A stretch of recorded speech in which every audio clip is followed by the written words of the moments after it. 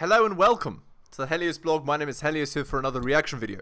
Today, Jordan Peterson talks about why women love evil men. Let's get into it. The reason she's alone is because she's difficult. Women are not accepting the bare minimum. Women fuck men they respect. All the women who say things like, I'm strong, independent, I don't need no man, like, y'all impress me. Women just gaslight each other and say what they want to hear.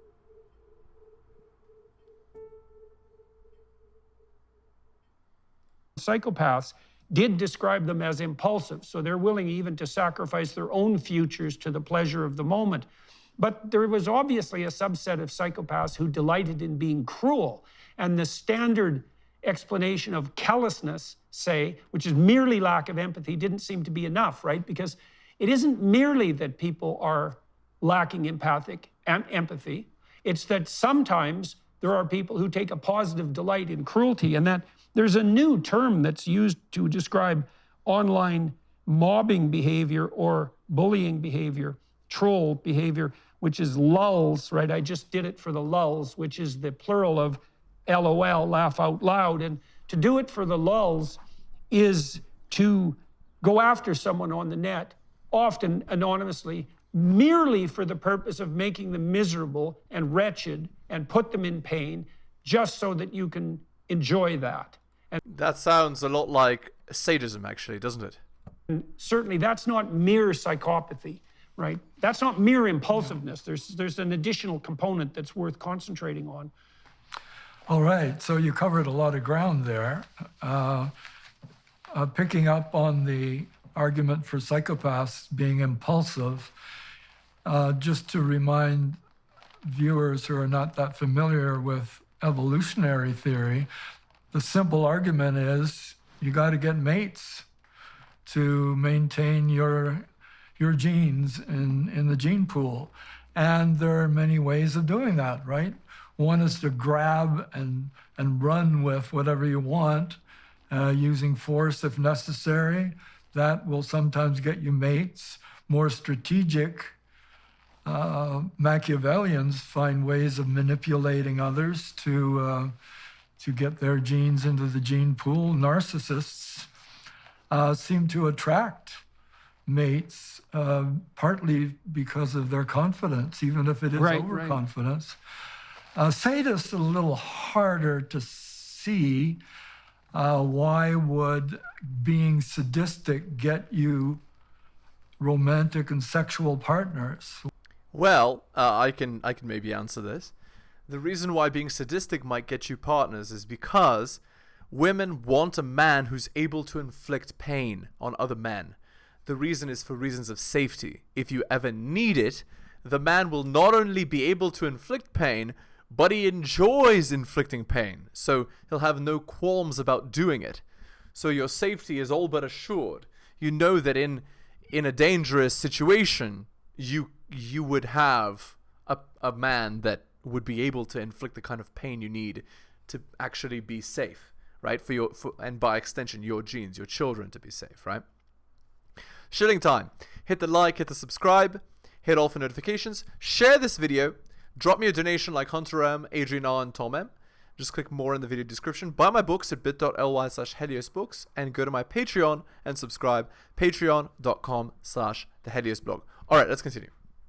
Well, I think I touched on the only explanation that I could think of, and I think you mentioned it too, and that is, well, you scare off your competitors, and you even scare off your mate into doing what you want by hurting them, and in a very okay, sure. I didn't consider that, but okay, all right. Public way. So you're deterring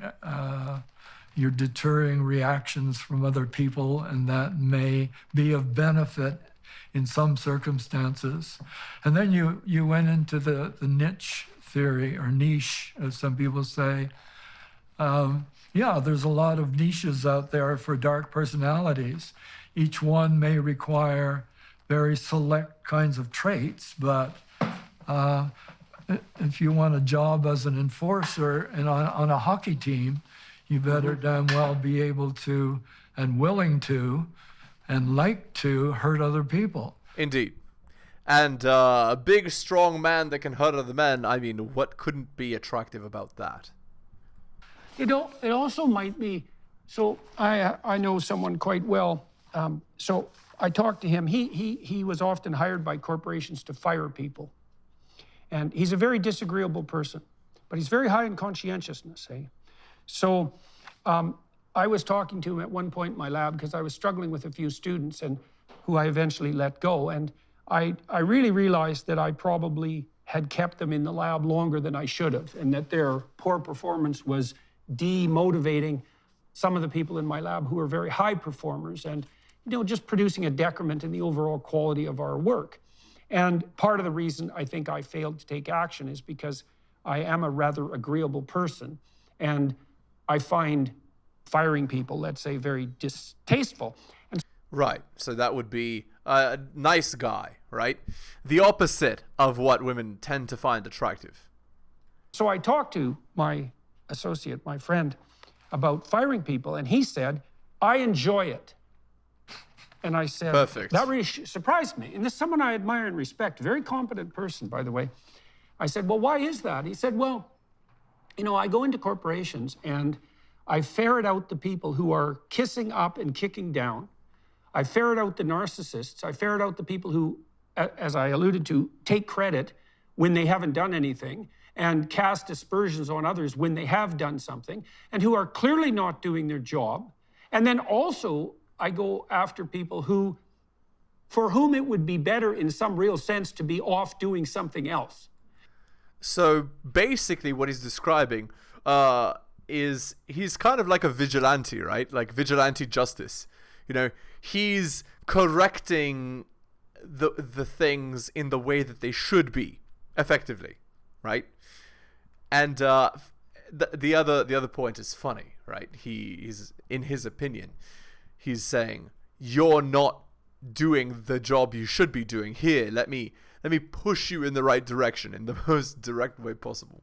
And his continual pattern of employment for multiple years, because he was particularly good at this, was he'd go into a corporation that was failing and start to fire people at the bottom and then climb the hierarchy. And then when he got too close to the top, they'd fire him, of course. But, it was really interesting to me because it's also possible that some of these traits, the more psychopathic traits, have a positive utility socially, even speaking morally, when they're combined with other personality traits, right? But that are particularly, like maybe it's not so bad to be low in agreeableness if you're high in conscientiousness, but maybe it's really bad to be low in agreeableness if you're really high in neuroticism or really low in conscientiousness. And so you could see that tilt towards less empathy, which might make you capable, for example, of enforcing rules, might be, as I said, might be extraordinarily useful, even pro-socially under some circumstances, but very pathological under others. Right. And interestingly enough, what might be pro-social for one person, you have a child with somebody else, your genes combine, and that thing that was pro-social in you now becomes detrimental in the child. It could be, right? You never know. So that's how psychopaths can appear, right? Maybe the parents had some of these psychopathic traits, but they were masked or mitigated by other positive traits and didn't actually, show themselves in a negative light in the parent's life, and they were actually totally okay. But in the child, combining with certain traits and certain factors in the environment might produce something a little bit worse. Interesting. Yeah, there's a movement now, I think, to question the absolute positivity of empathy. This fellow Bloom from Yale University, I'm not sure if you haven't interviewed him yet, you should, because he points out the overuse of empathy or inappropriate use of empathy, like letting a stranger into your door is a simple example. But like girls sleeping around with random guys, without being discerning. Having traits that make you overreact, say, to blood and guts, is going to prevent you from being a surgeon. You've got to be able to get your knife in there and slice people up and to some extent ignore them if, well, up to a point, if they're complaining. Right. But yeah, so there are jobs in which too much empathy is going to impede your ability to success. So he goes through a lot of examples like that. I suppose one of the first things they do at boot camp is to try to impose certain kinds of motivations in soldiers that are joining the army, and make sure they understand that if you don't kill first, they're going to kill you, or they're going to kill your buddies. And that should be the way you think when you're in a war. Right, so that is retraining yourself to have lower empathy, but in this case is actually not only pro-social behavior, but is also positive, even though it's simultaneously negative. And if you don't have that ability to reframe your normal, gentle personality, then you're in the wrong place. Right. Right. Well, and it's clearly the case that people who are very high in trait empathy, so very high in agreeableness, they are easy to take advantage of. And they also tend to become resentful and bitter. At least that's been my clinical observation, because it's very difficult for them to stand up for themselves, right? And so you need a certain amount of capacity for aggression. And then there's an interesting twist here too. I don't know, I read a book a while back called Billion Wicked Thoughts. It's a very, very interesting book. It was written by Google engineers, and one of the things they did was analyze pornography use between men and women, and with billions of searches, literally. And they found, which is not surprising, that men preferred visual pornography, but females preferred written literary pornography. Right. And they found the classic literary pornography plot, which was... Oh, I got it. Okay. I can fill this one in before Jordan says it. Basically, the girl tames an alpha male. And the alpha male can be any of the following: vampire, werewolf, superhero, surgeon, some kind of psychopath, or a mixture of these.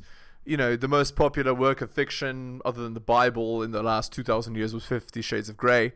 So that says a lot about female psychology, right? But basically, they want an apex man. They want that apex man to choose them, a nobody, right? Because the girl in the books is always decidedly average. And they convince the guy to not only stop being that psychopath or whatever, he still stays that psychopath, but he somehow turns it off for her and becomes loyal to her and has children with her and provisions her and only her, because she's special and she has her feminine intuition, her feminine abilities. That's basically the plot of most romance novels. Some kind of Chad is tamed by the average girl, effectively, and pick your poison, who that is. Okay, let's see how correct I was. Let's see. I haven't pre-watched this video, so let's see. Something like, relatively innocent but undervalued and attractive but not so obviously attractive young woman stumbles across this sort of commanding man who has many women at his disposal, and over time, despite his relatively high levels of aggression, he finds himself attracted to this woman and then forms a sexual relationship with her. It's a Beauty and the Beast plot, essentially. But one of the things that's so interesting about their analysis was they listed the top 5 occupations or characters for female sexual literature. And they were pirate, surgeon, billionaire, vampire, and pilot. And so those are all... Oh, pilot and werewolf is another one. Males who I would say are marked by... Oh, no, not pilot, werewolf. Okay, Werewolf got is it. the 5th one. And so I think it reflects to some degree this conundrum that women have. It's because women have to pick a man who has the capacity for aggression, enough of the capacity for aggression to protect himself and others and to move out into the world against a fair bit of opposition, but who's also simultaneously empathic or perhaps conscientious enough to control it for her. To be caring and share. And you can imagine that's a real knife edge, right? Because you need a bit of a monster in your man, let's say, to keep the real monsters away, but you don't want so much monster so that a relationship is impossible. And so this is why girls get with the, aggressive guys that take illicit substances, why they get with the gangbangers and the rappers and, the gang leaders and all of that. That's why they get with the guys with the explosive tempers and so on. Because those traits are actually not as negative as you might think. The world is a harsh and dangerous place, and you want your man to be able to do what's necessary, should it be necessary. Then you could also imagine that there's overshoot on both sides of that target, so that some men become too aggressive, but can appear attractive in the short term because they have the confidence associated with that. And some men become too agreeable, and so they look easy to get along with and so forth, but they can't put themselves forward and stand up for themselves. And so it'd be another explanation for the potential emergence of, say, sadism and psychopathy, is that there's this narrow target for, especially for men to hit, doesn't account for female psychopathy, but for men to hit, and it's easy to overshoot in either direction. Right, and that's why you get psychopaths, which is the strong end of disagreeable, and you get beta males, which is the other end of disagreeable, which is too agreeable, right? And so a lot of, even my commentary here is effectively teaching men to be more disagreeable, because women actually find disagreeable attractive, which is why I've said this in multiple videos, but I'll say it again. No is the most powerful word in the English language you can use, and its purpose is to tell her, I am not a pushover. I will do as I want. It's showing disagreeableness, right? If you're an agreeable person and you learn to say no, then you become the level of disagreeable you need to be, right? But also, you need to be, able to do what you have to do should it be necessary to do it. And there's going to be variability in women's choice as well. The current... 1 second, I'm just going to skip this ad. Yeah, one of the issues that underlies my work in connection with clinical psychology, which you're the expert in and I'm not, I try to stick to so-called subclinical levels. In other words, student bodies or workers. These are people who are managing to get along in everyday society, and they're available in large numbers, so you can take surveys and try to tease apart the various aspects of the dark side. But I'm very reticent to venture to the clinical side, and I think that's been a source of criticism of me from clinical psychologists, that I'm touching on areas that really belong to them and do not belong to me because I'm not a clinician. So when we get into... Again, this sort of logic is flawed, right? People can learn regardless of what their job is, right? Like, people are perfectly capable of knowing things without being the exact fit of what you think that they know, right? So for example, it's possible for a construction worker to, know a Shakespearean sonnet. You might not expect it, but that doesn't mean that they can't know it, right? Or that it's wrong for them to know it, for example. Sexual sadism and criminal sadism, which in a sense was all people associated with sadism up until recently. It was the only way that people thought about it. And interesting interplays between sadism and masochism. Why would it be, to some extent, the same people who are into both? I can ask these questions in surveys, but I hesitate to try to be an expert and accept what people are saying.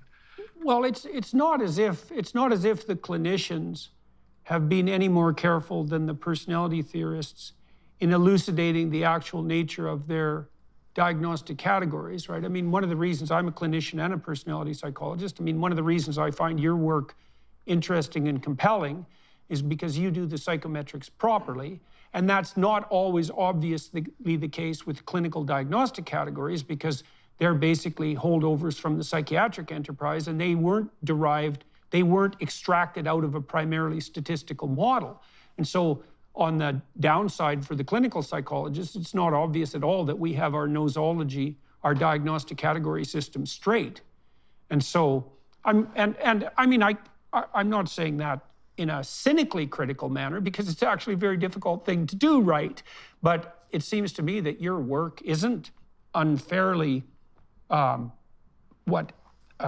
poaching on the grounds of clinical psychologists, because somebody has to do the basic psychometric work. It's like, well, what are the basic categories of, let's say, predatory and parasitical behavior?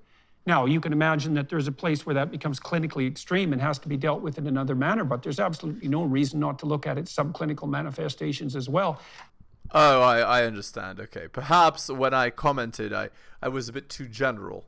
So the idea is Jordan works on the extremes of these psychologies, and the other guy works on the subclinicals. So like, you know, what would be considered normal variation between people. I fail to see why both aren't important. One might be more important in the sense that it could become dangerous, but from the perspective of understanding the category as a whole, I think having a wide variety of data points probably will actually help if you consider it from a holistic perspective. Okay, anyway, that's my 22 cents. Let's continue. One of the reasons I wanted to talk to you now is because I've been reading a number of papers. I got really interested in this idea that virtualization enables, well, maybe psychopathy, but maybe more broadly, dark tetrad behavior. You know, because one of the open questions is, if you're dealing with someone who has these personality proclivities that you described, Machiavellian, narcissistic, psychopathic, and sadistic, they obviously lack a Freudian superego in some sense. They can't regulate their own behavior in a social manner. Left to their own devices, they will exploit and hurt. And so then you might say, well, what keeps people like that in check? And one of the answers to that would be, well, the same thing that keeps the rest of us in check, which is mechanisms built into the neurobiology of our face-to-face contact. Like we laws, general social rules. Know that if you put people in a car, they'll be ruder to each other, to someone in another car, than they would be face-to-face on the street. Like there's a lot of direct inhibition built into our social interactions that keeps psychopathy and narcissism under control. But then what you see online is that all of that disappears, eh? Oh, so he's talking about like social niceties, the threat of violence if you anger a person by not following the social rules. I think that's what Jordan is talking about there. And I don't think that there's any real price to be paid for dark tetrad behavior online, especially if it's anonymous. And that's made me think more recently, especially as our culture tears itself apart as a consequence of the battle between extremes on the political spectrum. It's made me wonder how much of that's actually driven by the virtualized enabling of psychopathy and narcissism. Because, you know, it's always a problem.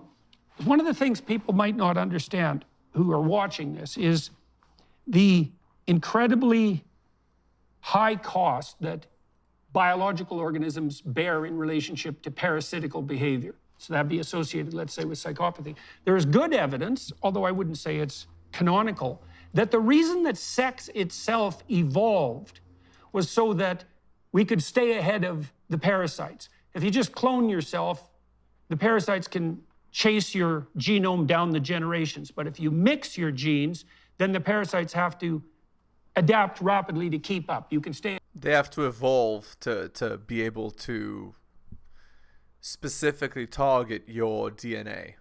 And so you escape. You have a bit of time to live, quote unquote, peacefully, more or less, I guess. Ahead of them. And so sex itself was driven by parasitical behavior. And so what that indicates is that the presence of parasites as well as predators throughout our entire biological history has presented a canonical threat to our very civilization. And now, if it's true that virtualization enables the psychopaths and the narcissists, then it seems to me that that produces a cardinal threat once again. And there's been a spate of research more recently using the dark tetrad measures to investigate such things as narcissistic self-promotion on TikTok and Instagram, but also trolling and online bullying. And so maybe you could tell us a little bit about what's been found on that front. Interesting. Okay, let's see, and then we'll stop the video. Yeah, well, again, you covered a lot of ground there, but the central point I have to totally agree on. And we got into a specific aspect where sadism plays a big role, and that is the trolling online. You get to say anything you want without repercussions. If you said that to the person's face, you'd be in trouble for physical violence. Various reasons, legal and physical reasons. But we tried to delve into asking these people who engage in trolling online, why do you do it? And we ended up with the title of our paper, Trolls Just Want to Have Fun, because that seemed to be the most common motivation. It's just fun poking at people. You find a website where people are all happy and enjoying it, I don't know, a gardening group, and you mess with them. And that seems to be a lot of fun for certain individuals. We correlated an interest in doing that with the dark tetrad measures, and sadism stood out as the best predictor of liking to mess with happy people. So having the So basically, they just find it fun to hurt people. They're sadistic, effectively. All right, understood. Okay, let's end the video there. Hit the like, hit the subscribe, hit all for notifications. Share this video. Drop me a donation like Hunter M, Adrian R, and Tom M. Just click more in the video description. Buy my books at bit.ly/heliosbooks. And of course, go to my Patreon and subscribe at patreon.com/theheliosblog. Thank you so much, guys, for listening, especially listening to the end. I really do appreciate it. Take care of yourselves, and I'll see you next time.